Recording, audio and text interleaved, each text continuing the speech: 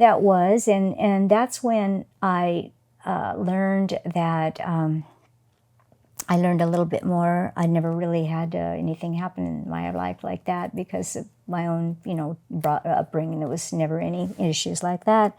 And that was when I really knew that I had to decide what was important to impart to my children, other than being hardworking, educated, decent people, all of that. And that was then the answer, that I really wanted you to have exposure outside of just American culture, and we could have short-term students in our home.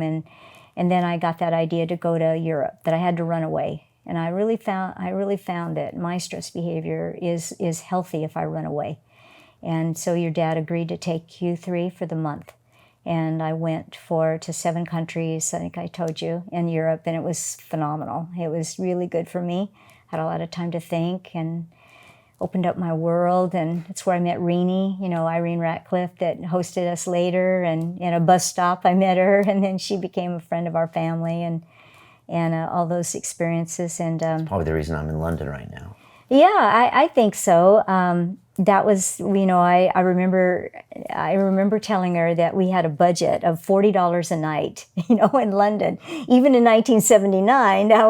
And she couldn't find anywhere, so she found this convent that would take adult, like young girls, like college-age girls from other countries were learning English. And the Mother Superior saw us come in with these tall teenage boys, an 18 and a 16-year-old, and she kind of looked down her nose, but we had $40 a night. We had our 4 cots. And then remember the night you went to the nightclub?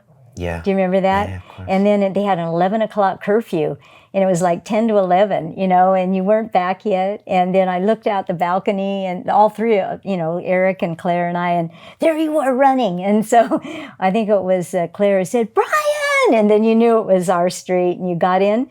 And as soon as you got in, I heard the doors go clang. So, yeah, it was fun. And so that trip, when you ran away and took a break, kind of, and you came back and you decided that, first of all, you weren't going to this is what I saw as a kid. First of all, you were going to be the greatest mom that ever lived, right?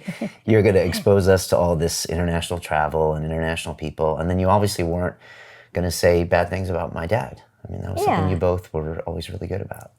Yeah, I have to say that, and I give that credit to your dad too, because I've had that feeling. I don't think he ever badmouthed me, and I would never badmouth him to you. He's your father. He is and always will be your father, so there's no way. So he did, several things that were very good. He always took you on your every other weekend, and I think he provided levity and, did things with you all, I'm pretty sure. And he paid the child support on time, and the spousal was limited because we hadn't been married 20 years, so it was like for 8 years. It's like half the length. I really needed that. I had not worked in 9 years. I asked myself this question: if I use my life credential and go back and teach 8-year-olds, can I give my very best to my children at night? And the answer was no, I can't. I can't be around 35 8-year-olds and come home to my own. I can't do that. So I knew I need to go out and find a job with adults and make it happen. That's it. So that was a realization to give you the best. Then having a college student was a great decision. And then when I came home from that trip, I have a strong Christian faith, you know that. God really put it on my heart that I'd be repeating that trip with the 3 of you. And it was like, yeah, why not? So, and then that was fun because we got to see Axel Dam, and who was our student, and we got to stay with them. So it was 7 years later you repeated the trip, basically. Yes, because that was... With us, and that was like a dream of yours. Yes. Well, I told you, God put that on my heart. It wasn't my idea, but it was such an amazing experience for me, and really opened just opened myself up to, what do I want to impart with you? I've always believed in racial equality, economic equality, international equality. Well, let's get out into the world, right? And so there we go. We did that, and it was great. And, by then you were living at your dad's, remember? Yeah. And I was really glad when you said you would go with us. I was hoping in my heart you would, because remember, Grandpa Benedict wanted you to make amends with me. You wouldn't talk with me. I understand. You were angry at me. Okay, yeah. So he said, oh, come on, they're coming over for Easter. We're going to be at the ranch. And then somehow or other, that trip was in there. You were 16. You would have finished your sophomore year, because Eric had graduated. He was 2 years older. Okay. And you said you would go.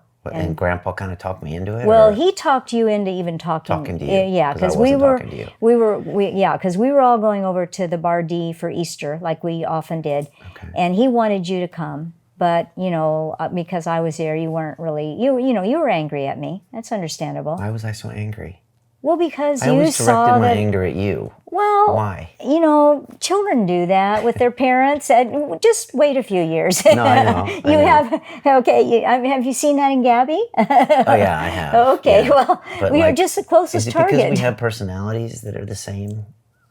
We're kind of both headstrong. I don't know. Do you? Maybe. I think we are. Maybe so. Maybe I just needed something to push back, and Exactly. you were the only thing there. I'm the only one. Because Dad wasn't there. Your dad wasn't safe, because he's your visiting parent. You need to keep him and be nice, and he's the parent that isn't going to tell you to do your chores on Saturdays, or maybe he did, but you know what I mean. Yeah.